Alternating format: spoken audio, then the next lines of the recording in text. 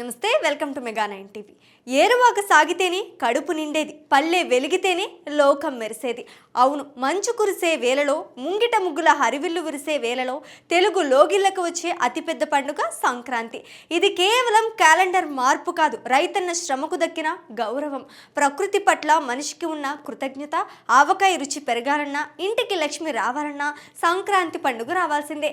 ఈరోజు మన ప్రత్యేక కథనంలో సంక్రాంతి వెనుక ఉన్న పరమార్థం, ఆ 4 రోజుల ముచ్చటను తెలుసుకుందాం.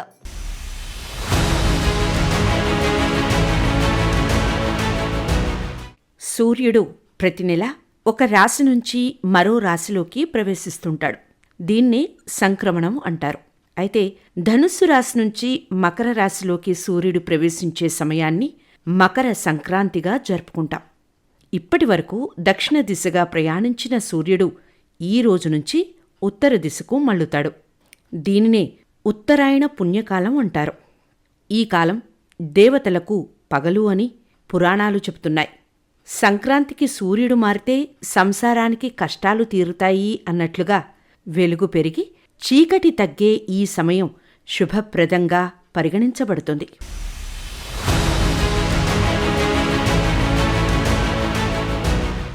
తెలుగు రాష్ట్రాల ప్రజలకు అతిపెద్ద పండుగ సంక్రాంతి.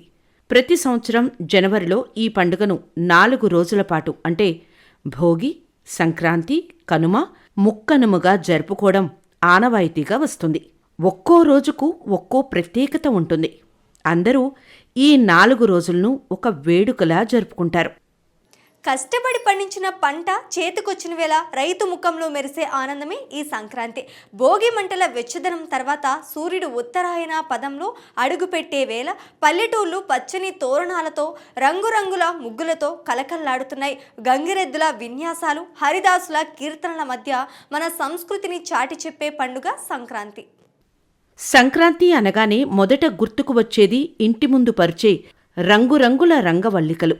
భోగి ముగిసిన మరుసటి రోజున సూర్యోదయానికి ముందే మహిళలు వాకిల్ని శుభ్రం చేసి పెద్ద పెద్ద ముగ్గులు వేస్తారు. ఈ ముగ్గుల మధ్యలో ఆవు పేడతో చేసిన గొబ్బెమ్మలను ఉంచుతారు.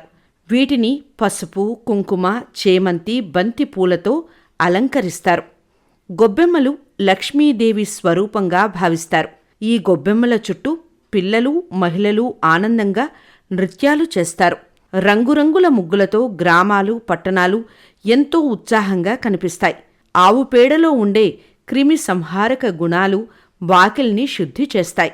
ఇల్లు చూడగానే ఇల్లాలు తెలుస్తుంది అన్నట్లు వాకిలి ముగ్గు ఆ ఇంటి సంప్రదాయానికి అద్దం పడుతుంది.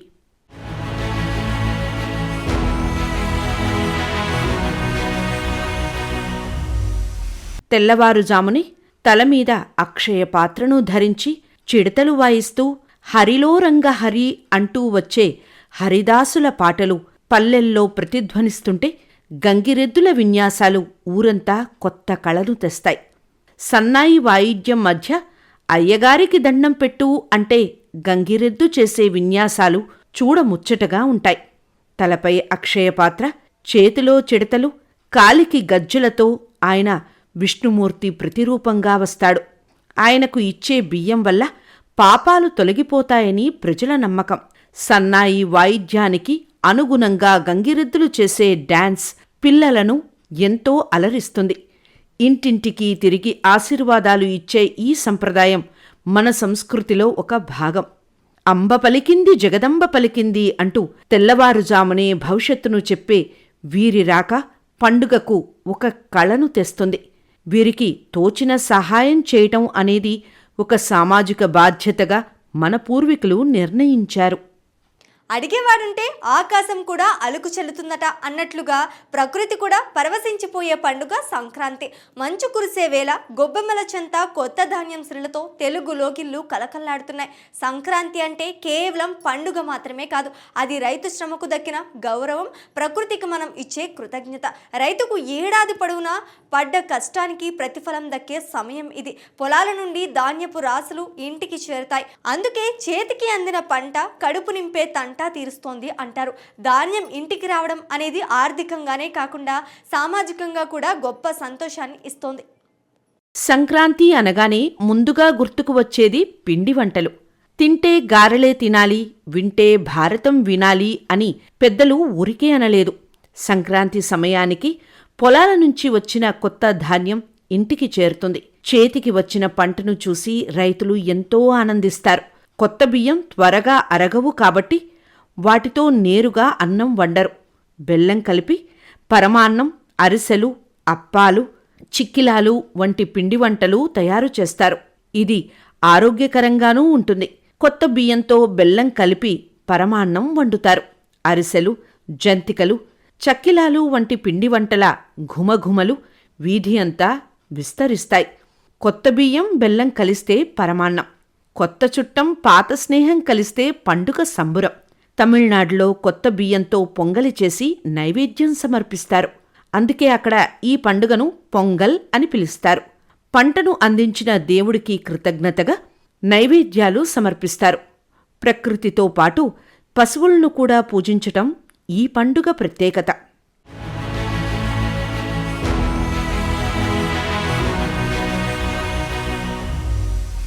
శీతాకాలంలో వచ్చే ఈ పండుగలో నువ్వుల వినియోగం వెనుక శాస్త్రీయ కారణం ఉంది. నువ్వులు శరీరానికి వేడిని ఇస్తాయి. ముఖ్యంగా తెలుగు రాష్ట్రాల్లో, అందున తెలంగాణ ప్రాంతంలో నువ్వులు, వాము కలిపి చేసిన చకినాలు చాలా ప్రత్యేకం. ఇవి కేవలం రుచి కోసమే కాదు, అరుగుదలకు కూడా ఎంతో మేలు చేస్తాయి. కొందరు నువ్వులను శనిదేవుణ్ణి ప్రతీకగా భావిస్తారు.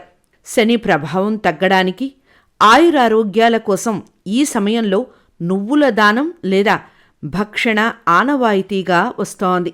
చలికాలంలో చర్మ సంరక్షణకు, ఎముకల పుష్టికి నువ్వులు సహకరిస్తాయి.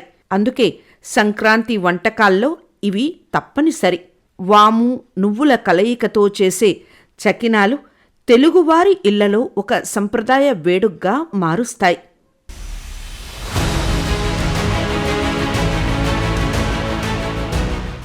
ఆకాశానికి నిచ్చెన వేయలేం కాని గాలిపటంతో కబుర్లు పంపగలం అంటారు పెద్దలు. సంక్రాంతి వచ్చిందంటే చాలు ఊరువాడ ఏకమవుతాయి. రంగురంగుల కాగితపు పిట్టలు నింగిలోకి ఎగురుతుంటే నేలమీద మనసులు ఉత్సాహంతో ఉరకలు వేస్తాయి. కాని ఈ గాలిపటాల వెనక కేవలం వినోదం మాత్రమే ఉందనుకుంటే పొరపాటే. దీని వెనక అద్భుతమైన ఆరోగ్య రహస్యం, సామాజిక ఐక్యత దాగి ఉన్నాయి. సంక్రాంతి కాలం చలి ముగింపు దశ. ఈ సమయంలో శరీరానికి ఎండ తగలడం చాలా అవసరం. గాలిపటాలు ఎగరవేయడం వల్ల మనం గంటల తరబడి ఎండలో గడుపుతాం. దీనివల్ల సహజ సిద్ధంగా విటమిన్ డి లభిస్తుంది.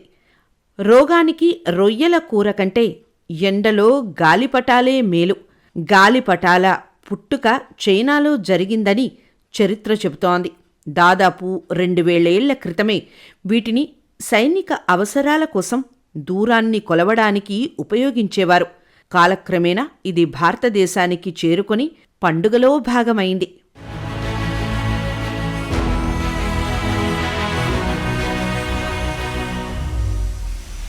ఇరుగు పొరుగు కలిస్తేనే పండుగ. గాలిపటం తెగిపోతే ఒకరు పట్టుకోవటం, మరొకరు దారం చుట్టడం, ఇవన్నీ మనుషుల మధ్య దూరాన్ని తగ్గిస్తాయి. నేటి డిజిటల్ యుగంలో ఫోన్లకు అతుక్కుపోతున్న పిల్లలను బయటకు రప్పించే శక్తి ఈ క్రీడకు ఉంది. అరచేతిలో ఫోన్ కంటే ఆకాశంలో పటం మిన్న. గాలిపటాల తయారీలో వాడే ఎరుపు, పసుపు, ఆకుపచ్చ రంగులు మనిషి మానసిక స్థితిని ప్రభావితం చేస్తాయి. ప్రకాశవంతమైన రంగులు మెదడులో ఉత్సాహాన్ని నింపుతాయని మానసిక నిపుణులు చెబుతున్నారు. ప్రపంచంలోనే అతిపెద్ద గాలిపటాల పండుగ గుజరాత్లోని అహ్మదాబాద్లో జరుగుతుంది. వందలాది దేశాల నుంచి ప్రజలు వచ్చి తమ సంస్కృతిని గాలిపటాల రూపంలో ప్రదర్శిస్తారు. ఇక సంక్రాంతి ఇచ్చే సందేశం మాత్రం ఒకటే, అది ప్రేమ, ఆప్యాయత, ప్రకృతి పట్ల కృతజ్ఞత. సిరిధాన్యాల సిరి వెలుగుల్లో గొబ్బెమ్మల సాక్షిగా మకర సంక్రాంతి మనందరి ఇళ్లలో వెలుగును నింపాలని కోరుకుందాం.